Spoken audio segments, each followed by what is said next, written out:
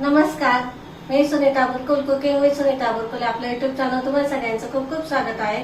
आज आपण आहे ना मस्तपैकी असे बटाटा भजी करतोय, पण आपण इथे सोडा बेकिंग पावडर न वापरता कसे बनवायचे ते बघतोय। चला तर मग सुरुवात करू। हे बघा, इथे मी ना बऱ्यापैकी थोडे मोठे बटाटे घेतलेले ते बघा। बटाटे घे, आज आपण आहे ना बटाट्याची भजी बनवतोय। ते सोडा न टाकता कसे बनवायचे ते बघतोय आपण आज। इथे मी 1 कप बेसन घेतलेलं आहे। बेसन पीठ आहे ना चाळून घ्यायचं, म्हणजे भजी छान मस्त कुरकुरीत होतात।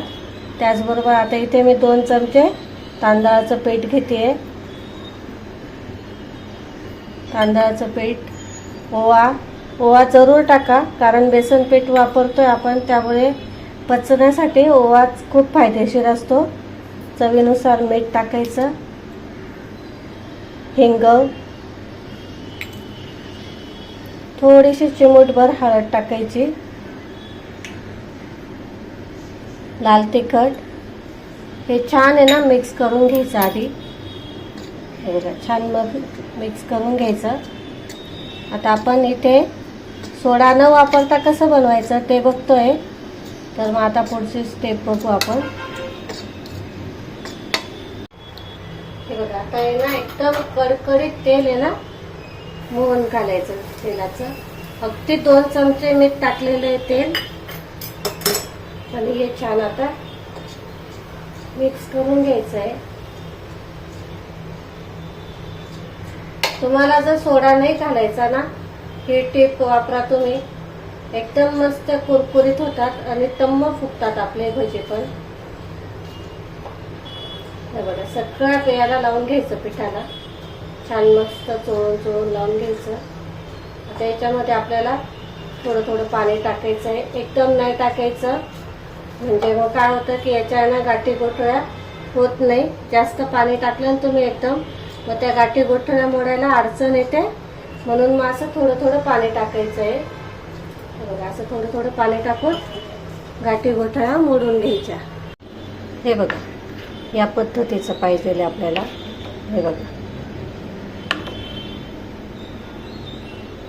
रबीन कन्सिस्टन्सी पाहिजे बघा, रबीन सारखं एकसारखं पडलं पाहिजे। हे बघा, अजिबात थांबत नाही आहे बघा, असं पाहिजे। चला आता बटाटे कापायला घेऊ आपण। हे बघा, मी इथे आहे ना विळी वापरते, तुम्ही पाहिजे तर चाकूने किंवा आपण बटाटे वेफर करतो ना ते घेतलं ना तरी चालेल। हे बघा, मी ना असं करते, कारण मला विळीने जमतं, त्याच्यामुळे मी विळीने करते। हे बघा, असं या पद्धतीने कापून घ्यायचे। बघा, किती मस्त सोपे पद्धत दाखवते मी तुम्हाला। हे बघा, जास्त जाड नाही ठेवायचे, पातळ नाही करायचे। हे बघा, असे करायचे। आणि आता याच्यामध्ये आपण पाणी टाकू, म्हणजे काळे पडणार नाही।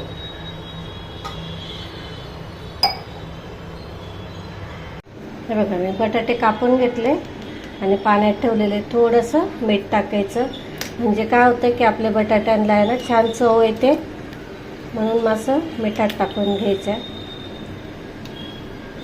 हे बघा, मी इथे ना एक रुमाल घेतलेला आहे कॉटनचा, हा माझा किचनचा रुमाल आहे।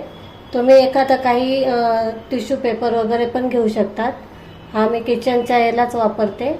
आता हे जे बटाटे घेतलेत ना आपण, हे असे टिपून घ्यायचं पाणी याच्यातलं, म्हणजे मग आपण जे बेसनचं हे केलेलं आहे ना बॅटर, ते ना जास्त पातळ होत नाही मग याच्यामुळे।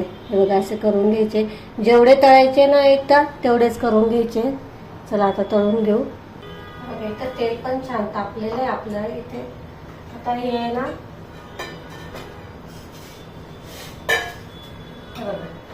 पीठ पण छान मोरलं गेलेलं आहे। एक 5-10 मिनिटं तरी पीठ आहे ना छान मोरू द्यायचं, म्हणजे मग छान असं हे होतं ते, मग आपल्याला त्याच्यामध्ये सोडा वगैरे टाकण्याची गरज पडत नाही। बघा, आता हे जे बटाट्याचे काप आहेत ना, हे मी घेते। तुम्ही पाहिजे तर हाताने पण टाकू शकता, तसं काही एवढं हे नसतं, तर मी इथे चमच्याने टाकते।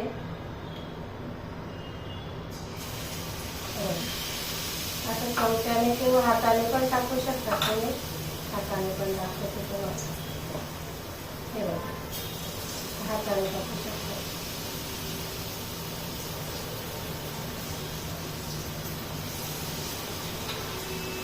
एकदम मस्त छान असे फुलतात. अजिबात सोडा वगैरे टाकायची गरज नाही पडत. आता हे जे टाकलेत ना याच्यावरती ना असं थोडं तेल टाकत चालायचं. त्याच्याने काय होतं, जे वरती आपण तेल टाकू ना तर त्याच्याने मस्त असे फुलतात. मग वरची बाजू पण फुलते, खालची तर फुलते पण वरची पण फुलते. मग हे बघा, आता हे ना पलटे करून घेते मी. हे बघा छान असे फुलले. तर जाळीवर काढते मी. बघा आपल्या कशा मस्त टम्म फुगतायत. बघा हे भजे बघू शकतात. हे बघा अजिबात आपण सोडा नाही वापरायला. हे बघा मस्त छान झालेत. बघा किती छान कुरकुरीत झालेत. बघा तुम्हाला एक तोडून पण दाखवते. हे बघा मिरच्या पण छान करून घ्यायच्या.